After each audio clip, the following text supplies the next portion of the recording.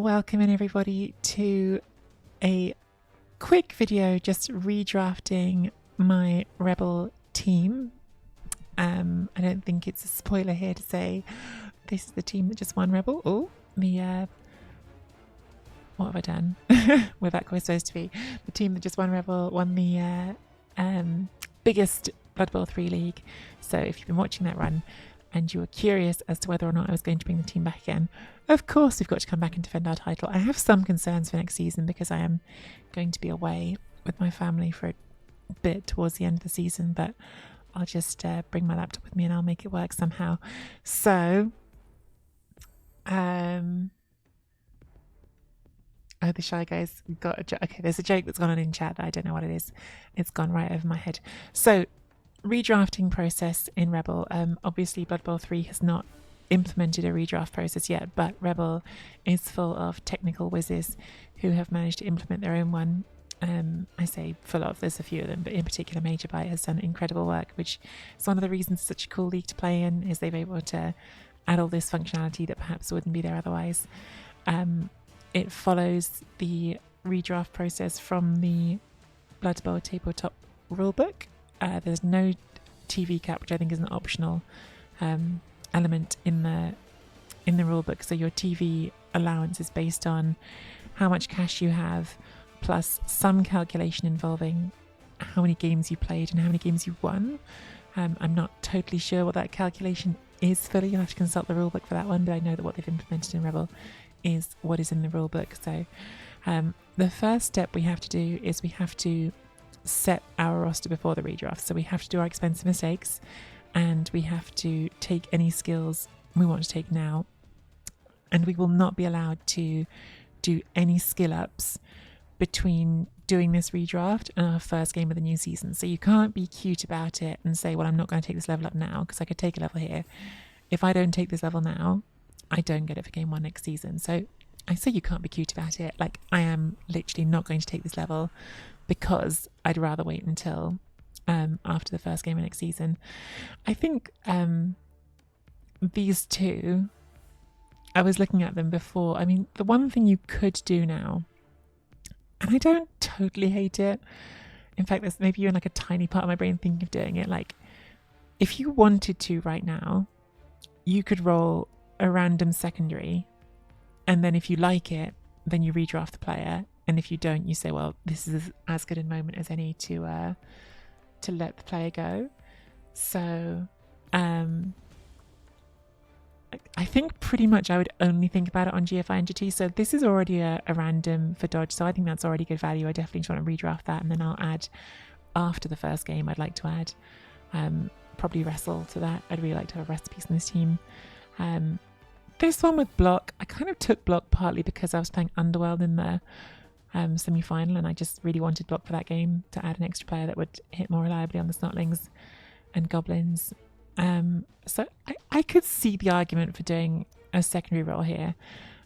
You're pretty much just hoping for one of two, though, is the thing, right? Like, you're pretty much just hoping you get lucky and get a half-price Mighty Blow, which we already have, so it's not that big of an upgrade. But listen, half-price Mighty Blow is never a bad thing, and would mean that in theory you could hit on the line with 3 Mighty Blow, because you'd have the War Dancer and the Tree and this one, which is pretty crazy for an elf team.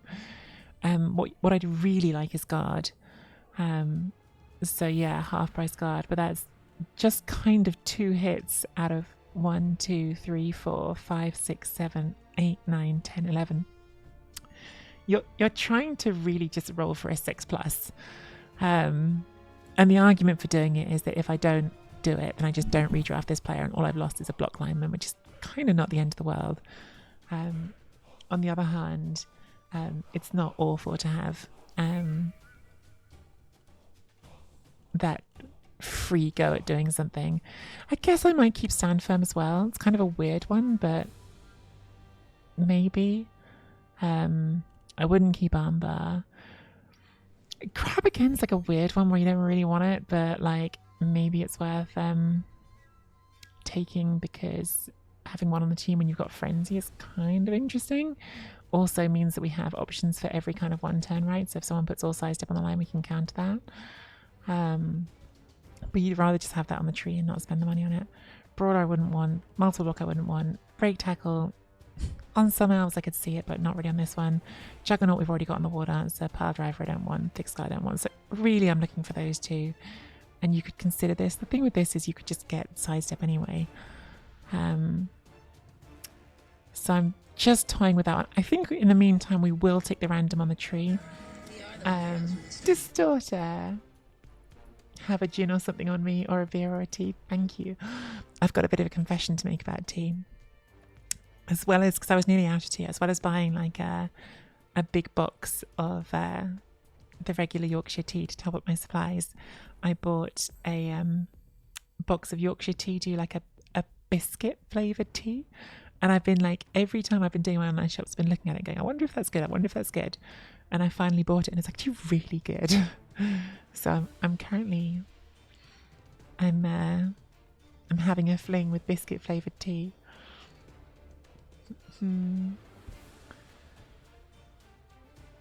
Thank you for the resub. Twitch baby time. Right, so this tree I think we might as well take the random on. This tree we bought for the final and caused 2 CAS. Incredible work. Really would be spinning for grab or guard here, so it's only 2 hits out of 1, 2, 3, 4, 5, 6. But I think given we've only got 4 SCPs, so we can't go for a secondary. We've never had a level tree on this team, like never. So like if we don't hit it, we'll just buy a new tree and we don't have to worry about the redraft fee. So I think because every player you're bringing back has a redraft fee, right? So if they've been on your team 1 season, so everyone here who's got 2 in their name was hired in the 2nd season. So those players are going to cost me 20k extra to keep them over what it would cost just to buy that player as a rookie. And the ones who haven't got that, the 3 players who've lasted since season 1, we have to pay a 40k fee on. So it is expensive to keep players. So I think this one, like, we might as well roll the secondary. And if it's not good, then that's fine, because we're just going to rebuy the tree and all we've lost is 4 SPP. So let's random for the tree now. Brawler.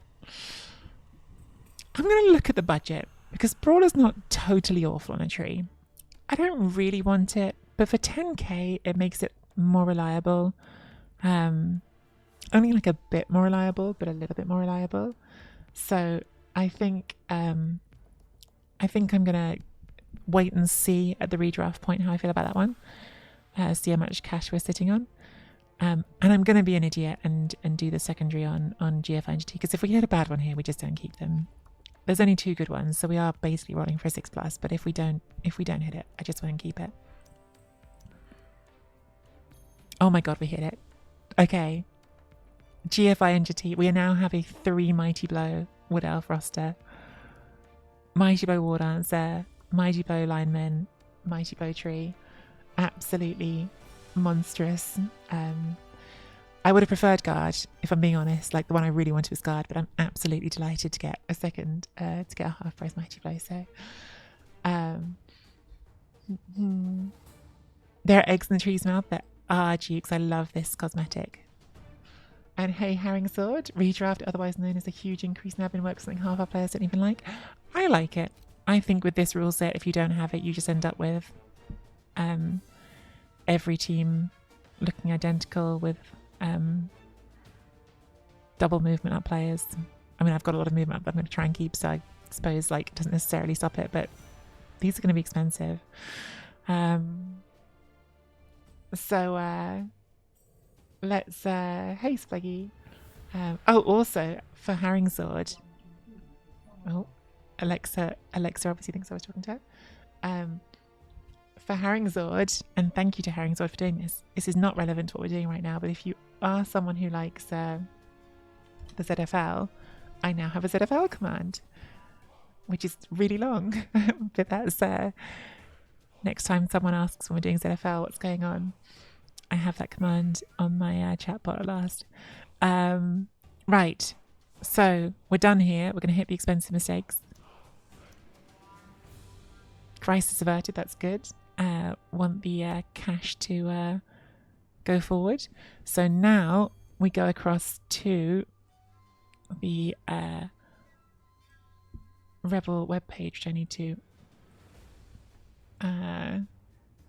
bring up using my Streamlabs.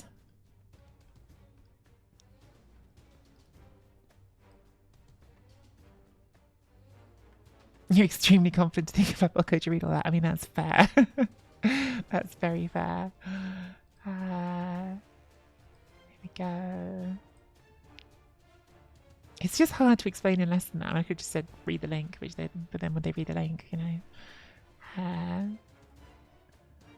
Okay, so here we are on this page, and we're going to hit redraft. My team is ready for the redraft. Let's go! It's a good start. Yeah, it was amazing during Rebel playoffs how many coaches, despite multiple pings, were not reading the overtime rules. Explain. So, I was talking about the maths earlier, and this is the maths which tells you how much cash you've got to redraft with. So you start with 1,000, every team starts with 1,000. And then, as I was saying, there's a calculation with games played. So we played 14 games because we went all the way to the Rebel final. So 14 games times by 20k you get for each of those. It's an extra 280. We won 11 of those games, so we get an extra 20 for each win, 220. And then we drew 2, which is 10k each, so that's an extra 20 again. And our treasury is 240. So that gives us this total amount, which is 1760, which sounds like a lot. But then when you add in the redraft fees, things get more expensive. Do not participate in the redraft if you want to do the year trophy. The year trophy has already happened and was for teams that aren't in playoffs, I think. Be sure to have bought what you need. The redraft post only allows for removing improvements, not increasing them. Yes. Can't buy extra rerolls. This doesn't mean you can't keep the ones you've got. It just means you can't add new ones, I think. Make sure you're finished picking skills. Yeah, we did that just now. In case you would skill a player during this period, you'll be forced to recreate. Okay, so yeah, don't cheat, basically, is what these last two ones are. Don't try like not doing the skill and then doing it afterwards. Proceed. And now we're into the redraft page. And I have done this before, but I cannot entirely remember exactly what the process is.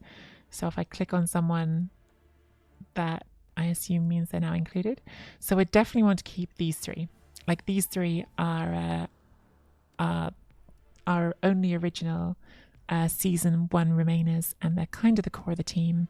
And you can see here, this is the actual value of the player. That's the value of the player that we have on our like team sheet that shows their team value. And this is the cost to redraft them. So because these three have all been there for 2 seasons, they're the only ones who don't have the 2 moniker next to them. They cost an extra 40k, so this should be 225, but we paid 265 to keep them. So that's 3 players. And as you can see, just keeping, so we have a 1760 budget. Amazing, lots of cash. Just keeping 3 players has already taken us to 920. Like, that's how wacky that is. That does include, we are keeping our 3 rerolls and we're keeping our apothecary, but still, 3 players has already taken 920 of our budget. I definitely want my new half-price Mighty Blow player, and I would really like to keep my leader thrower. That takes us to 1185. I quite like this random dodge piece. That was a nice value. That takes us to 1285 on 1, 2, 3, 4, 5, 6 players. I think we're going to be fine, to be honest with you. I think we've earned enough cash that we're going to be fine because, again, we've already got our rerolls and our apothecary. So I think 3, 4, 5, 6. We've got about 500 left over. I think we can keep this tree. And that would leave us with just shy of 330. So now, if I don't keep anything else and I just start hiring linemen, how many do I need? 1, 2, 3, 4, 5, 6, 7. So if I hire 4 regular linemen, that takes us to 1715. So doing it this way, let's look at the downside to doing what I'm doing. Doing it this way, we are starting next season on 11 players. I would obviously prefer with Wood Elves to have more than 11 players. 11 players is not the ideal number. But to get to more players, the only way I can do that is going to be to not keep everybody. Let's say I don't keep the border tree because it's not that amazing, and I buy a new tree instead. That gives us 1685. Okay, we're probably not keeping the border tree then. I think that's the fix. So now we've got 5, 6, 7, 8, 9, 10, 11, 12. It's still not like everything I would like. I think I would definitely prefer to start the season with more than one catcher. Catchers are good. Catchers are useful to have. And we could just make that happen, right? Because I could, for instance, drop dodge healing, that saves me 100, and I could buy a catcher. But I think this is worth hanging around because we are going to face teams 2 seasons in, lots of teams that have done randoming, right? Especially the bash teams that can random more easily to hit the strength skills they want. So I think having a few players that are saving us a bit below what their value should be, not here, but when we get into next season, so saving 20k on that random, saving 10k on that random, it's actually kind of nice for balancing a bit, and it shouldn't take us too long to get another catcher.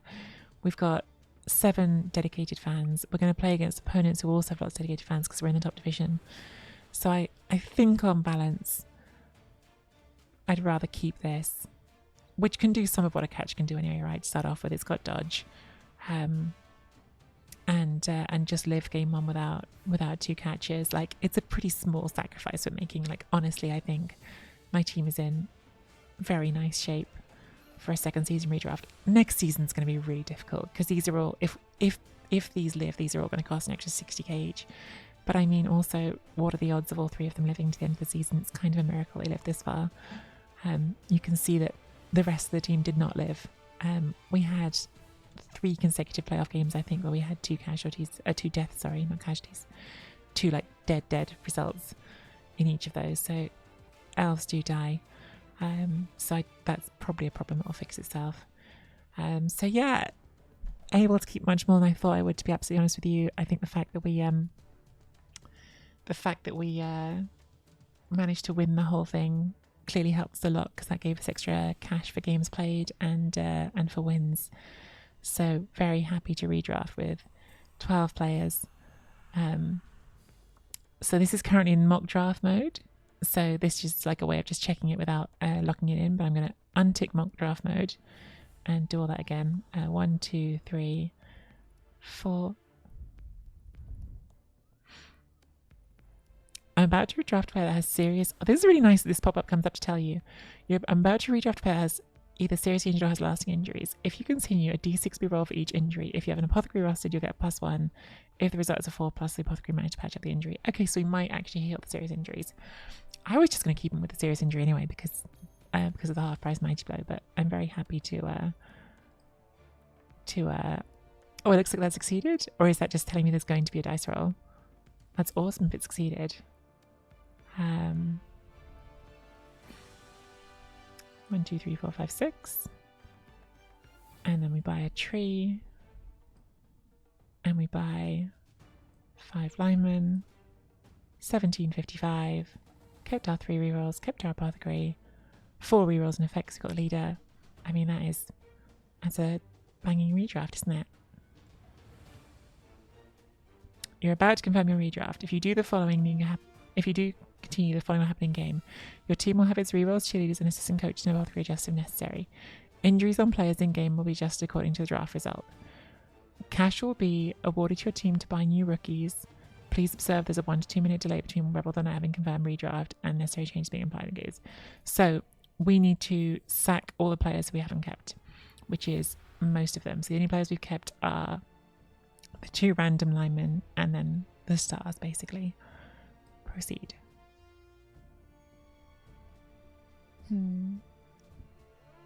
Hey, Space Cadet. That's a success. Let's go. Yeah, competent Apo was not competent during playoffs, to be fair. Apo was staying dead into dead a lot. Okay, so I think we can come off this screen now.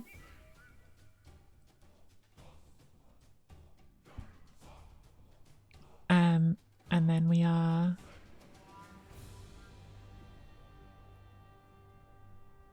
waiting now 1 to 2 minutes.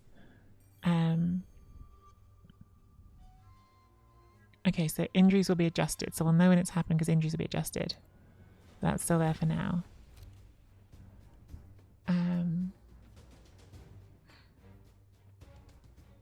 Okay. Rebel.net should confirm when it's done. I'd wait until that before firing players. Why is the current meta frenzy dancers instead of strippers? I'm not sure the current meta is frenzy dancers instead of strippers, Ferret. I would say on a NAF style roster, like a tournament roster, always have a strip ball war dancer. Like never ever build for a tournament without a strip ball. It's like the #1 skill you should take, because a lot of teams don't have sure hands, and I would take that before anything else. I personally have come to the conclusion that I really like having a frenzy war dancer. It is a two-edged sword. There are times when you wish for the flexibility of not having it, but I just think it shrinks the pitch. I think it forces opponents to consider the sidelines out of bounds in lots of situations, and shrinking the pitch, reducing where they can go, allows you to dictate the areas on the pitch that you're using much more. So I really like it for that.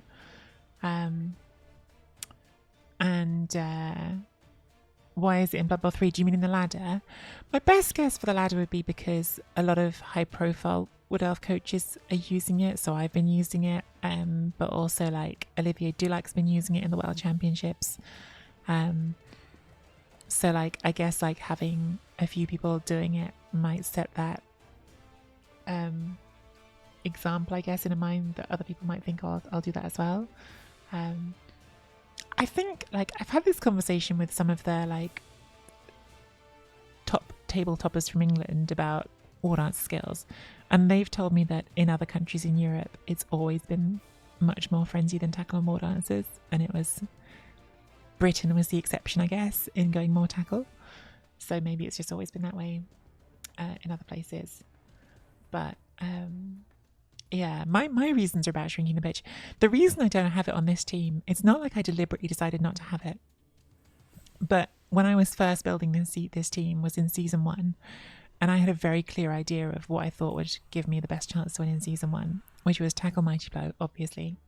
And I thought this would have more value going into playoffs of season 1 than strip ball would, because I thought by the time I get to playoffs, if I get to playoffs, but I did, I thought by the time I get there, most of the ball carriers are going to have sure hands, whereas most teams will not necessarily have ways to stop the 1-turn, and having Juggernaut and Frenzy and a movement 9 catcher gives you a lot of options for the 1-turn.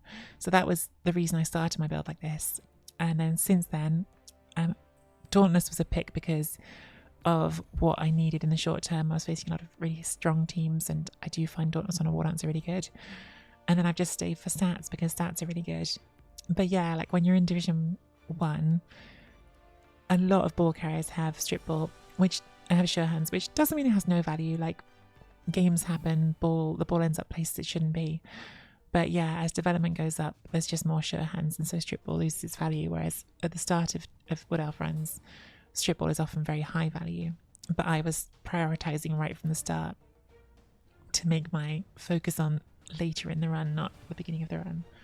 So that was my reason. I don't know why anyone else's reason would be. Has this updated?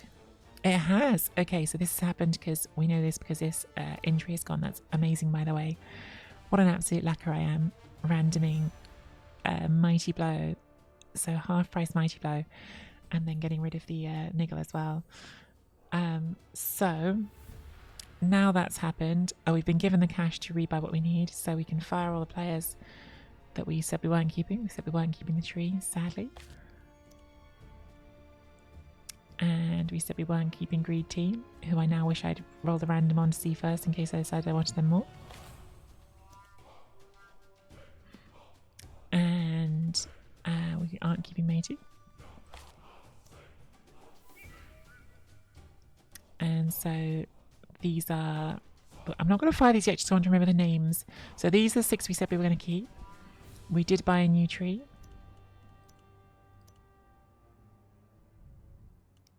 Who we named as, who we'll name as Tree 3, because that will just help us remember the season they were bought in. Let's move everyone else up here.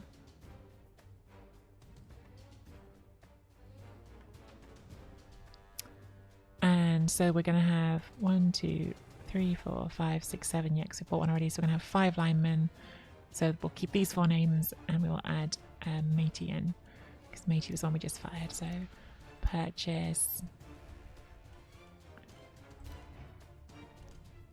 Because I'm not original enough to keep coming up with new team names. Alright, it's been hard enough to come up with all these team names. Matey the third. And do 2 at a time for my sanity. English breaks fast.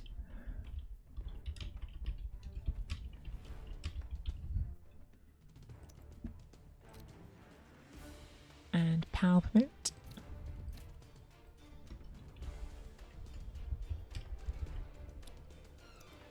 Lovely. And delete those ones.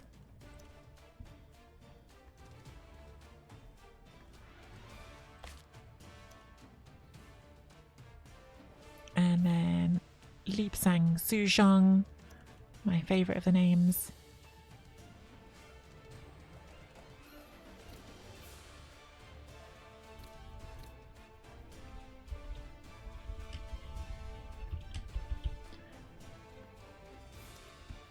And then it was just Guinness after that, wasn't it? Yeah. Okay. Bye, Lyman.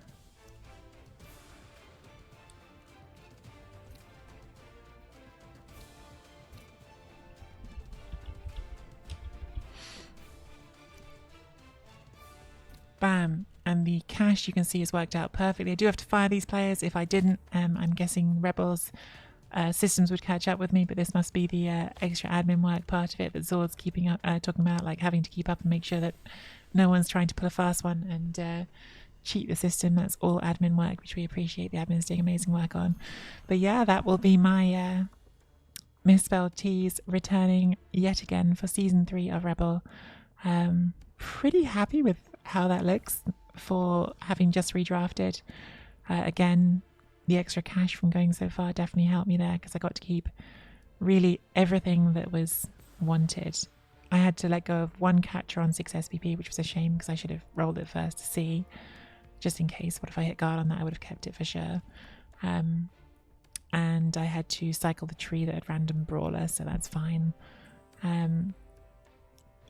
Yeah, we get to keep all this. Catcher obviously from the first season not only has all these skills, has 19 SVP saved up, so I think we're probably just saving to hit 32 and then see if we can get lucky and get agility on that one. So yeah, need to do all the cosmetics again, but I can do that on my own time. I'll do this one quickly now. Since we're here, we'll put all the cosmetics on the tree. And we'll call that a redraft. Ooh. Get those eggs back in. There we go. So yeah, that was the redraft of the Rebel Champion Misspelled Teas return. I need to go make sure I hit the actual sign up button for the next season. That's important as well. But really looking forward to bringing that team back and seeing if we can defend our title in season 3 of the biggest online Blood Bowl 3 league that there is. So we'll see how we go. If you're watching on YouTube and you enjoyed that little insight into how we redraft, please do hit the like and subscribe.